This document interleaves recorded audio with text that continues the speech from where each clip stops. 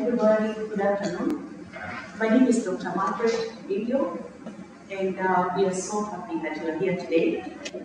This academic resilience series started during COVID. It was a way of bringing students together, especially during a very difficult time, and we have always met on Zoom. But this semester, beginning this semester, we are beginning to meet face-to-face. And we have great strategies for student success that we share with our students that attend. We have a whole page on Millersville University website with all different sorts of videos that address students' issues, especially when it comes to academics. And so today, being the first face-to-face meeting, you are the pioneers of this, so we are so happy that you came. And definitely my colleague, Dr. Christine Lawson, is an expert really on reading. She has taught this for a very long time. She has researched on the topic of comprehension, reading, for a very long time. She is the chair of the Academic Advising and Student Development Department. And so I would hope that you are going to take notes, really pay attention, because the strategies she's going to share are strategies that can help you moving forward to succeed in anything you read, whether it's a brochure, whether it's a textbook, or even your own notes. So just pay attention. She will do a great job of explaining all that. If you have any questions, feel free to ask at the end. And again, my name is Dr. Margaret Nilio. I am Associate Professor in the Academic Advisement and Student Development Department. And again, we work with students to help them succeed in Millersville. Welcome, Dr. Lawson. All right, well, thank you all for coming today. I really do appreciate it.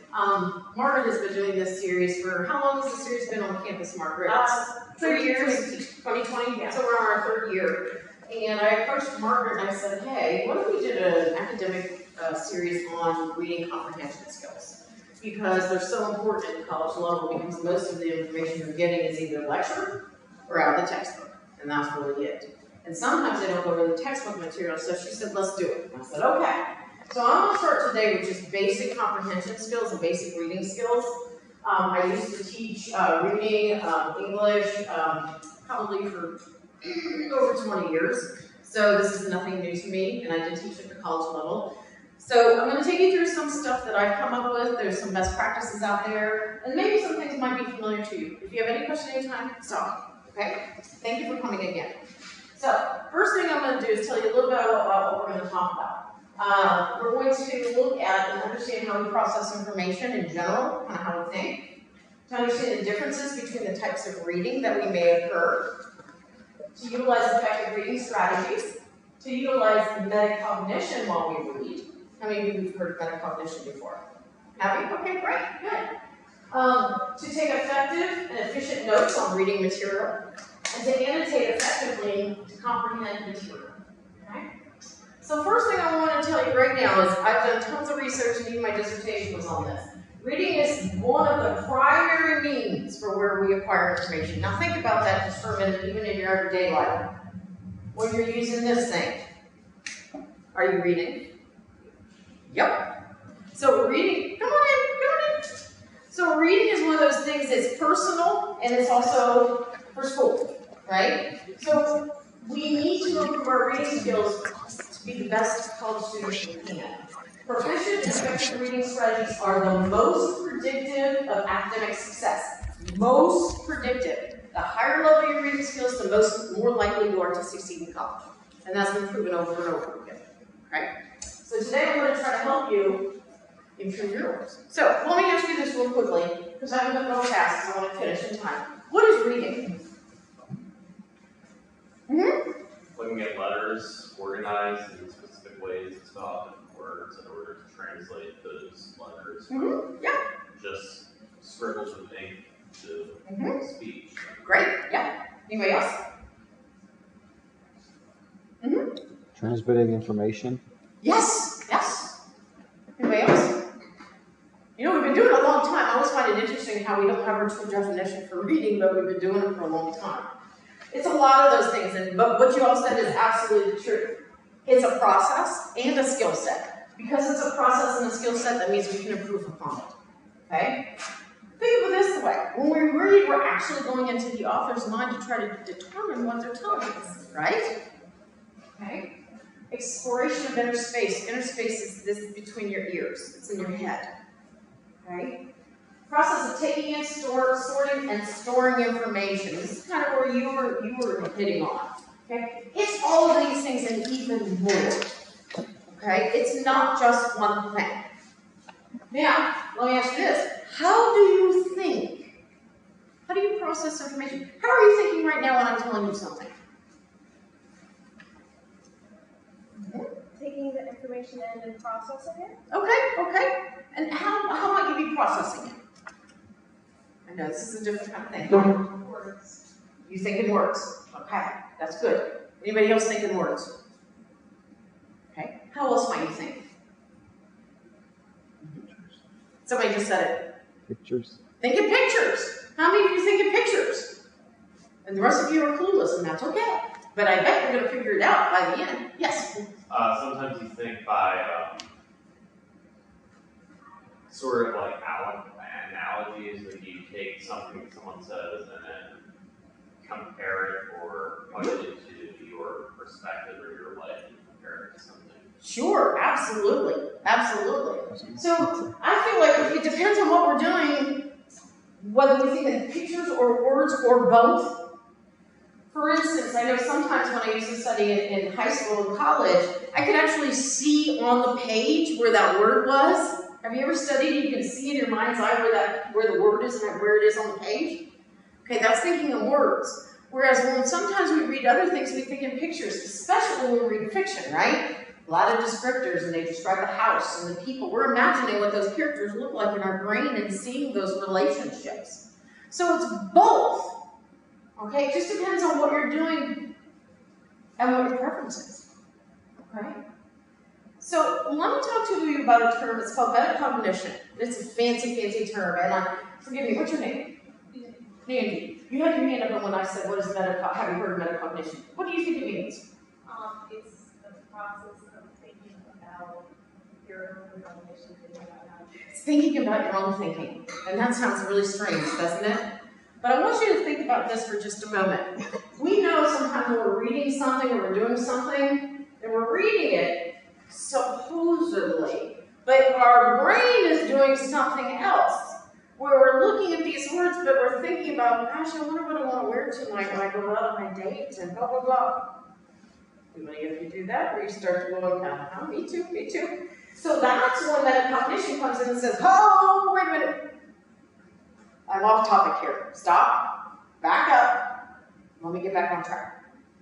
That is metacognition. Being aware of when you drift off and coming back. Okay? Thinking about your thinking. I know it's a really strange term, but it'll make sense. Okay? It makes us better readers and thinkers. But let me talk about the three components of metacognition. First one is self-monitoring. It's more the observation stage. It's like, what am I doing with this piece of material? What is it that I need to glean from it? Okay? The second stage is, I'm judging now. How am I doing with this information? Is it making sense? Does it coordinate with the notes, or is it contradictory to the notes that I'm taking in class? The last part is that self-regulation. What do I need to do to change? What do I need to modify? Well, I need to modify the fact that I don't know what I read in the last 2 pages. So I need to go back and check it out again. Okay? This will happen. But the better you are at metacognition, the better you are as a reader, because you're getting it the first time and having to reread it 3, 4, and 5 times. Okay, that's what we want to try to get away from. All right, so there's 2 types of reading in general that I'm going to talk about today. Actually, it's more the first and the second. Is 1, to read for new information, or 2, to fully comprehend something you may already know about. So let's start off for reading reading for new content. This is much more difficult because we don't have a frame of reference. Anybody taking a class right now that they have no frame of reference for? Not yet. Okay? If I was going to put you into a microbiology class right now, how many of you have absolutely no idea what microbiology is? Okay, fair enough. So what happens is we need to chunk the information into smaller pieces so we can start to understand it. If you jump in and you just start reading, you're going to be overwhelmed because it's too much new information. This is when reading becomes a little bit more challenging and difficult because it's new information. Okay? Much of what we read in the future depends on what we are currently reading or what we already know. And we're going to talk about prior knowledge in just a moment. The purpose of reading is to learn more about the topic and increase our interest level. The problem sometimes with that is we have no interest level.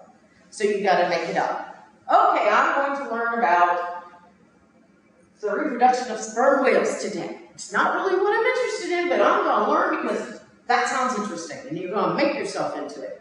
That is a difficult challenge, but you can motivate yourself by it that way. We need to initially schedule more time for reading when it's unfamiliar and challenging material. Now, why might that be the case? Why might we need just a little bit more time for unfamiliar material? Yes? For understanding. Say again? For understanding.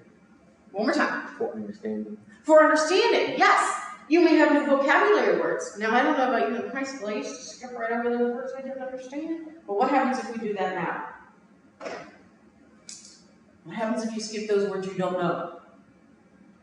Come on. Dun, dun, dun. You're lost. You miss it. And it's on the test. And you need to know it. So we can't do that anymore. We've got to actually maybe stop.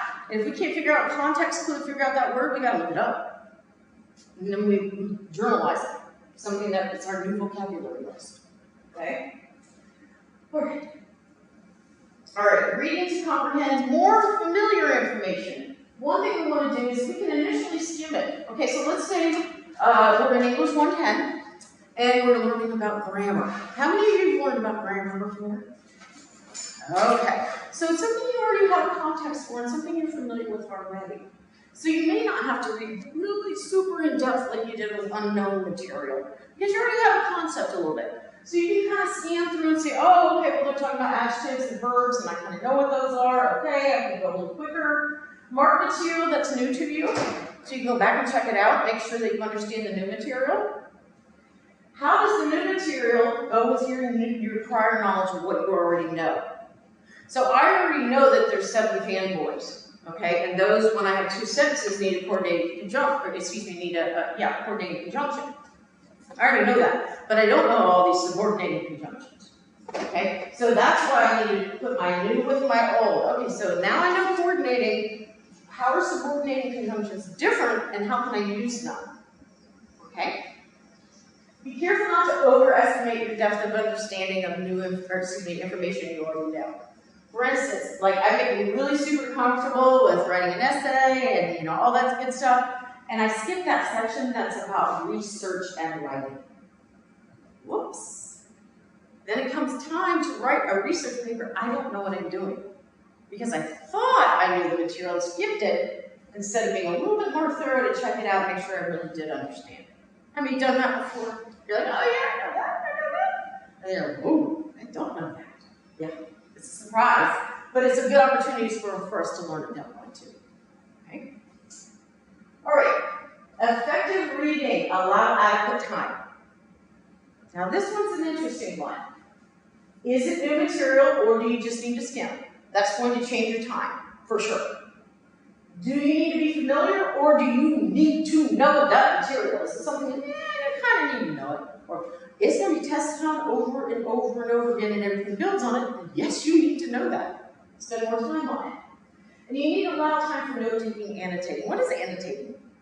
Yes? It's when you read something and you not only highlight, but you write down Yes. your interpretations of what things are. Yes. Write down unfamiliar terms, you circle things you're unfamiliar with, say, I need to go back to this. Yes. You are absolutely right. It's not taking your yellow highlighter and making everything yellow. That does nothing for us. Annotating is marking your text and maybe circling terms, defining terms, putting questions in the margin. I don't know what this means. That's annotating your task, all right? So, we've got 3 people here. Marta, I'm just going to start because I'm doing this from the other. Okay, I say I move on. I'm going to move over here and try to get people nuts. All right, so we got Marta, Jordy, and Esteban, and they're all going to read, but everybody reads at a different pace. And that's fine.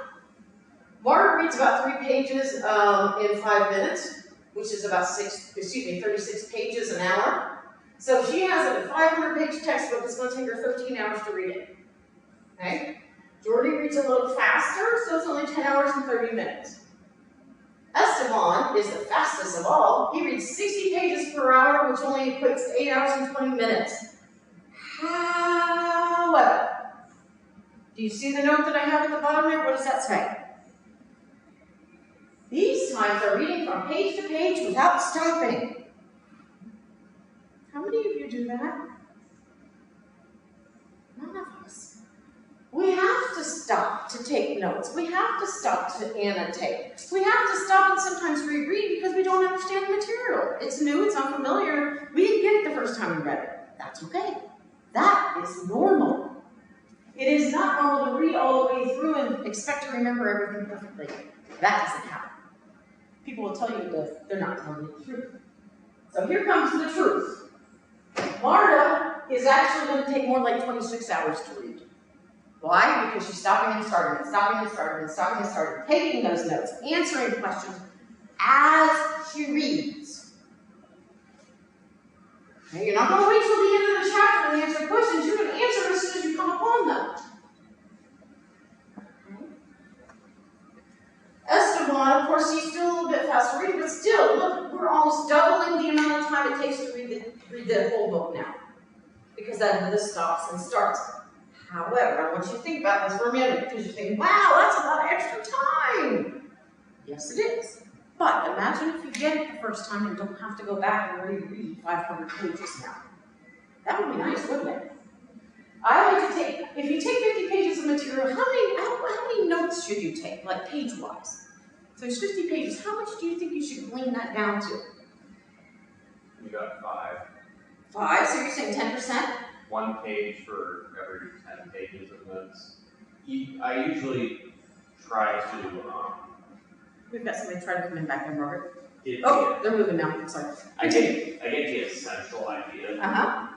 and I try and narrow that down in terms that I can understand in my language. Yes. So if you're defining some word that takes from here to here with really fancy novel wording that the author wanted to try and sound smart.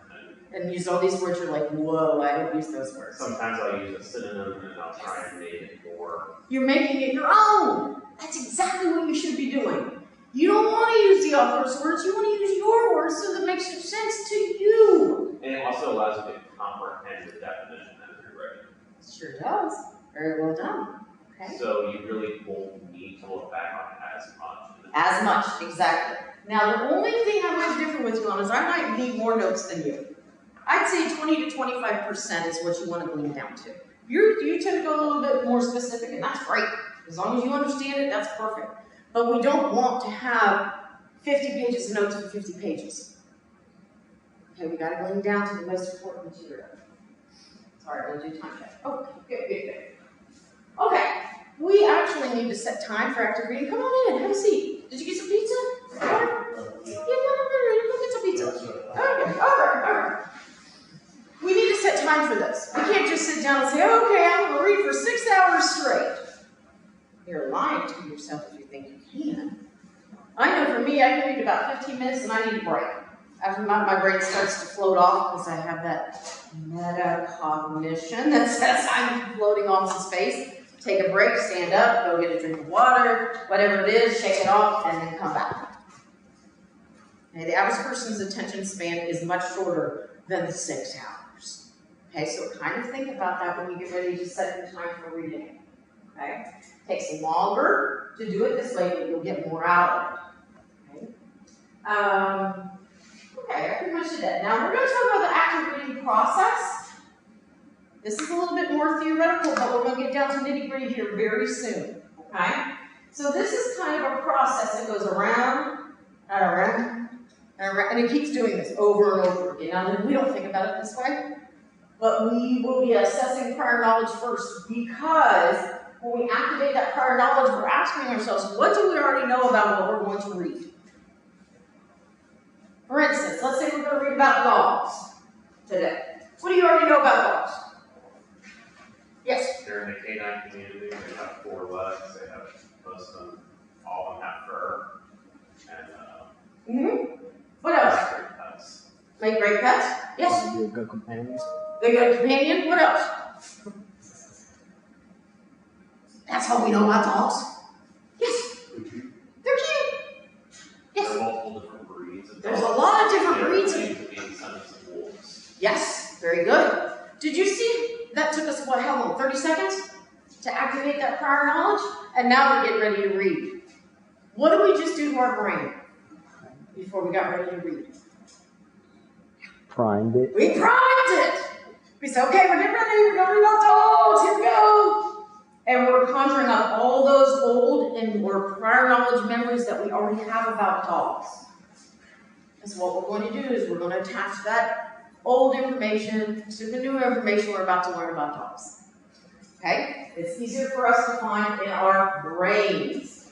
How does it relate to something you've already talked about in class, or is this brand new material that your professor never talked about? That's happened, right? Where you go in class and talk about one thing, and then you go in your book and it's completely different. So it's on you to understand the material. Okay? And that can be challenging sometimes. We need to ask questions while you're reading. Now, what do you want to ask questions about? Topics, headings, subheadings. I see those are readers. Does anybody have just like a regular college textbook with them today? I grabbed mine and then I forgot it, which is not surprising. I see. Okay, we got a big book bag. We gotta have something in here. Yeah, he's got it in there. All right, perfect. Oh yeah, look at that. Psychology in your life. All right, here we go. So, I'm just gonna flip. Now, I like this author already because the author is telling you what's important. How? Yeah, I saw your hand start to go. Go ahead. Bold-faced terms. They're like, hello, look at me, I'm important. Yeah, I see you nodding your head. What else? What else do you see?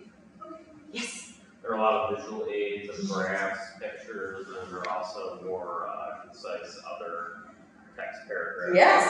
So we have stuff in the margins on this one that are defining terms. Thank you. The author's helping us here. Pictures. What are these pictures? Why are they important? Did you see how many questions I just made up that quick? So what we want to do is use the questions we come up with to guide us in our reading and stop to answer them along the way. Now, I bet this book does exactly what I'm hoping it's going to do. Let me get to the end of this chapter, because I'm going to bet my bottom dollar the author is someone I love who's done exactly what I hope they've done. Let's see. We're getting there. Oh, that's a long chapter. We're getting, yep. Look at this at the end of the chapter. This is my new best friend. This is the big picture. The author's saying, hello, I'm going to tell you what's the most important part of this book right here, right now. They're helping you. They're telling you this is it. Notice this color is changed in the book. It went to a little cream color, a little orangey up here. And it's got all these numbers telling us what we've gone over. It's got key terms right there. You should be writing those down and defining them, right? The author's helping you. This author I like. Some of them aren't like this, and they don't help you. But if they do, this is what you want to use. Look at, there's the questions at the end of the chapter. Use those to guide you through your reading. Don't wait till the end to answer them. Answer them as you're moving along. Do you see what I'm telling you? Use the book to your advantage. If you have a good author, there's not much more you need to do other than follow their lead. It's when we have a book that's, now let me borrow one of your readers. Thank you so much. It's one when we read something like this. We'll grab this one. What's important on that page? They don't have it. There are no clues at all. don't have any guidance. All right, so what you might want to do, and again, this is a reader, so it's a little bit different, but I would go back to the front of the book, and I would be looking at these topics and say, okay, well, the first one's on concerted cultivation and the accomplishments of natural growth. I would be like, what does that mean in and of itself?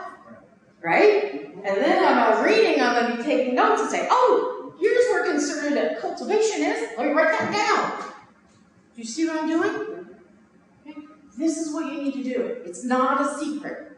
This is what good readers do. It's kind of like, have you ever been swimming before? Have you ever gone swimming in a pool?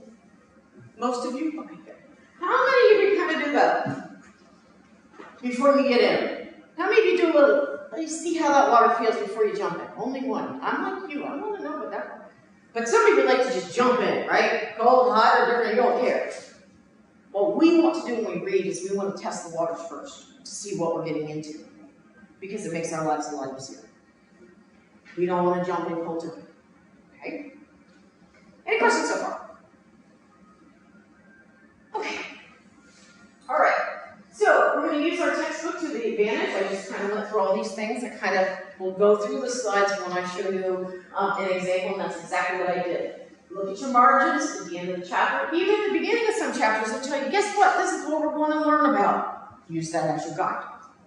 Okay, maybe we'll make a copy of that page and just use that as you go through. One thing we will do when we read, especially when he's reading this more of the reader book, we're going to be inferring, which means we're concluding some type of statement using objective evidence.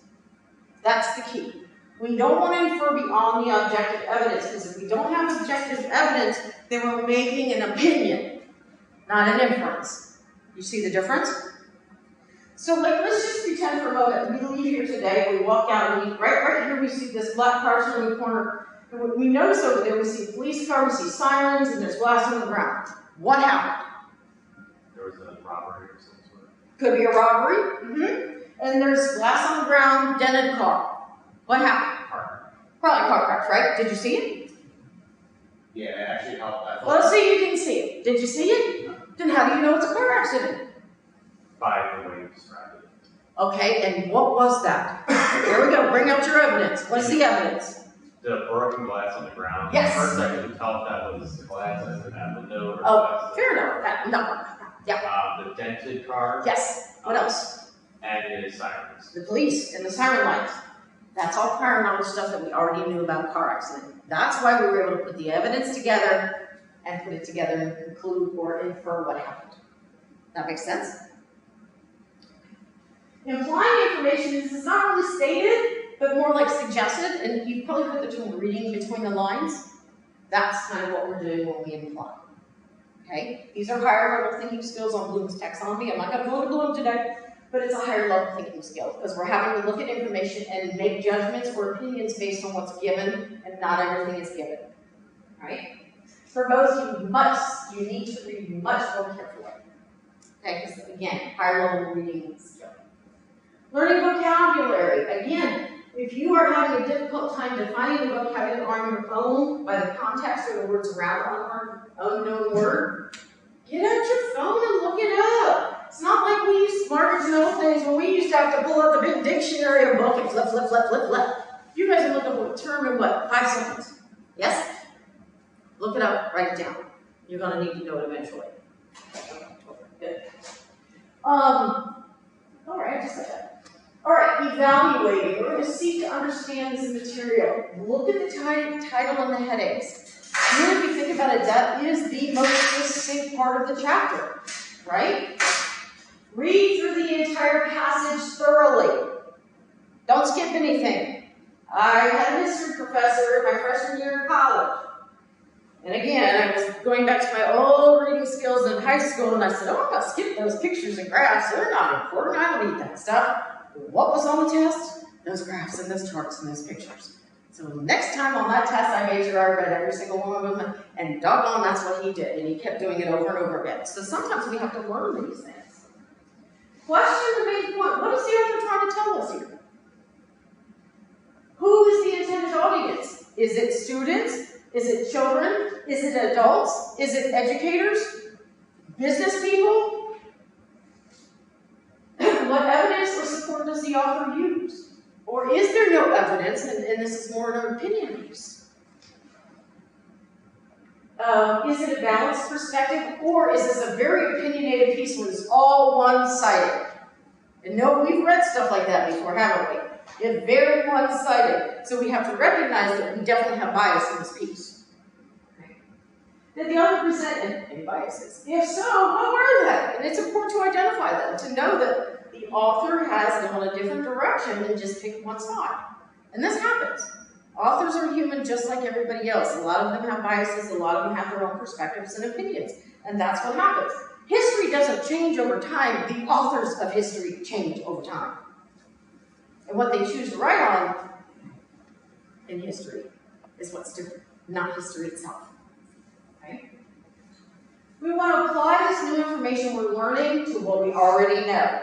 Because again, and I'm not going to get into the whole memory game, but generally we cluster memory clusters in our brain. And so if you find that memory cluster, and again, this is happening in nanoseconds, we're not really thinking about it. That cluster in your brain of that old information, if we already can pull that up, and attach the new information to the old, it's already in our brain. It makes it easier to find. Okay, and that's kind of the physiological. If you want more information on that, I can tell you that not today. Too much. And then we want to turn theory into practice, make it real. And I think it was exactly, what's your name again? Tim. It was exactly what Tim was saying. Make it your own. Don't use the author's definition if you don't know what half the terms mean. You're memorizing stuff you don't even understand. Make it your own. Use your language to understand material. Okay, now I'm going to get into a down and dirty trick. How many of you have heard of SQ and 3R? Wow, 2. Okay, apparently they're not teaching this anymore in schools, and that's okay, because I want to give you a quick way to work on this. SQ3R is an acronym for survey, question, read, recite, review. Now, there's SQ5R, 6R, 7R. I just went with the old basic SQ3R because this was the original. But essentially, this is the strategy you're going to take on when we take on a textbook. This strategy right here. Survey, question, read, recite, review. Survey, we're going to quickly scan the material. Well, if we're skimming it, what are we looking at? Headings, subheadings, the intro, the summary, boldface terms. This is going to take us maybe 5 minutes. We're skimming. Okay, but we're hitting, believe it or not, the most important parts of the chapter that quickly. So it's already starting to activate that prior knowledge. Okay? So, now we're going to create questions. If we're lucky and the guy who has the psychology book left, and that's okay. If we're lucky and it already has questions for us, use those as your guide. If you don't, we need to go back and make questions out of the headings, the subheadings, the key terms. What is psychology? Who is Dr. Freud? What is classical conditioning? Give an example. Okay? Yes, this takes more time, but I promise you at the end, you're going to remember everything. Yes, okay, I understand all that. Okay, now guess what? We haven't read yet, now we're going to read. What are we reading to do? Answer questions. Now we have a purpose. We're not jumping into the water that we don't know whether it's cold or warm. We know what the temperature is because we already previewed the chapter. We already know what we're about to get into. Okay? We're going to read, and as soon as we get to an answer, stop. Write it down. Go back. Start reading. Stop. Answer the question. Come back to it. You see? Stop, start, stop, start. That's okay. That is perfectly normal. I don't know why they assume that we have to read straight through nonstop. It doesn't work. It really doesn't. Okay. Take minimal notes in your textbook. And the only reason I say that is I like to shut my book and then have my notes to refer to make sure that I understand everything just from my notes. And if I don't, I use my book as a reference. Okay? Remember that idea of taking 50 pages down to 10 or 15? I'd rather do 10 or 15 than 50. That's just me. Okay? Recite. You want to engage your senses, and you're thinking to yourself, how in the world, what is she talking about? All right, I want you to think for just a moment of one of your childhood memories. One of your very significant childhood memories. Just kind of think about that for a moment in your brain. How did it look? How did it sound? Was there a certain smell involved? Was there a taste involved? Was there a texture? For me, my parents used to take us down to the beach every year. There's a certain smell to the ocean. If you've never been there, there is, I promise. There's a certain taste, because I've had it in my mouth before, I'm sorry, but I had sand and water in my mouth when I was a child. There's a certain sound to the ocean, right? A certain texture to the sand. The only one, well, let's see, which one I missed? Oh, and it certainly looks a certain way, doesn't it? I just activated 5 senses. That's why it's so in my brain, so memorable. There we go, the word, memorable. The more senses you activate when you study, the more likely you are to remember. Get up. Move around. Talk to yourself. Now, don't do this in the crowd because they might think there's something wrong with you. But when I used to study, literally, I'd be in my living room going, okay, the first thing I need to do is, now notice I'm also moving. For those of you that don't like sitting in class, get up and study. You don't have to sit in a chair. I'm touching the material, I'm seeing the material, I'm saying the material, I'm hearing the material. If I could figure out the smell, I would, but I haven't figured that one out yet. Unless we go back to mimeograph copies and you have no idea what I'm talking about. But those old people do. We do know what those were. So anyway, the more senses you use, the more likely you are to remember. And this also looks exceptional with flashcards. They're portable, they're easy to manipulate, they're easy to use. You're using those sentences. You're touching, touching, touching. Okay? That's that kinesthetic, that touch feel. Okay? Alright. Alright, say it, see it. Explain it to a friend. Write about it. Listen about it. Sing about it. Dance about it. Whatever you like to do. People write rap songs to stuff they study to. It's amazing. I couldn't do that. But if you're a musical person, why not? Right? Think, of course, we don't layer on top of lyrics, mind you, but hey, come on in. Okay. Review. This first sentence here is critically important. Have a seat, have a seat. You must review within 24 hours. Why? Go ahead. That's when it's fresh in your brain. Say again. That's when it's fresh. That's when it's fresh. Exactly. And after 24 hours, you know what our brain starts to do already without asking permission? Starts getting rid of it. Boop, boop, it falls out. And we need it, and it's gone. So what we want to do is review within 24 hours so we understand what we've done. Okay? I'm going to give you a quick example of this, and I'm going to move on quickly because I can see my time is a tick. All right. We are looking at 2 weeks if we remember 20% of what happened today. 20%. Today is the 20th, right? What were you doing September 6th? Yes? I was embracing the fact that I was about to be 19 the next day. Ah, special event was It coming. was the day before my birthday. That's why you remember it. What did you eat that day? What were you wearing that day? I was wearing this I'm really gray proud of you. shirt that was almost like a gray camouflage shirt and black basketball shorts. Okay. That's Again, you remember that because we had a significant event. Why don't you remember? Why don't you remember what you did on September 6th? I don't know. Because nothing important really stuck in your brain to say, how will I remember me? It would be there, wouldn't it? All right, now, I'm going to play the best game. In a month, you're lucky if you remember 5%. What were you doing on August 20th? Now, this is a trick question. Say again? On August 20th? Uh-huh. Oh, I thought you said something. It was my cousin's birthday. Okay, another significant event. Yep. It was the day before classes started. Yes, it was. And Yes, it was. was walking my schedule. I was walking around exploring Canada. I was just kind of seeing what was around. Yep. So that's why that one is a little bit more memorable because it was right before classes started. And if you were a freshman, you're walking your schedule, trying to get acclimated, figure out where you're going. But if I went back 5 more days, I bet it would be a little different answer. Okay, so I've kind of given you the point that if you don't use it, you lose it. And that is absolutely true. Okay. Great quiz. Use Quizlet. Have a study group. Teach it to somebody. If you can teach it to somebody, you know the material. Questions? Did I do it?